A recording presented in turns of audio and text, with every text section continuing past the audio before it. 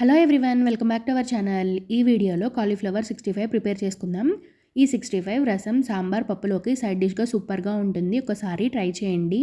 ఈ 65 ప్రిపేర్ చేసుకోవడం కోసం ముందుగా మిక్సింగ్ బౌల్లో 65 మసాలా వేసుకుందాం. తర్వాత శుభ్రం చేసి పెట్టుకున్న కాలీఫ్లవర్ వేసి ఒకసారి కలుపుకుందాం. ఇలా అన్నింటినీ కలుపుకున్న తర్వాత కొద్దిగా వాటర్ వేసుకొని ఇవన్నీ బాగా కోట్ అయ్యేంత వరకు మిక్స్ చేసుకోవాలి. ఇలా మిక్స్ చేసుకున్న తర్వాత స్టవ్ మీద డీప్ ఫ్రైకి సరిపడా ఆయిల్ వేసుకొని ఆయిల్ వేడైన తర్వాత ఒక్కొక్కటిగా ఇందులో వేసుకొని ఫ్రై చేసుకుందాం. ఈ 65 మసాలా షార్ట్ వీడియో మన ఛానల్లో అప్లోడ్ చేశాను. లింక్ కింద కామెంట్స్లో అలానే డిస్క్రిప్షన్లో ఇస్తాను, ఒకసారి చెక్ చేయండి.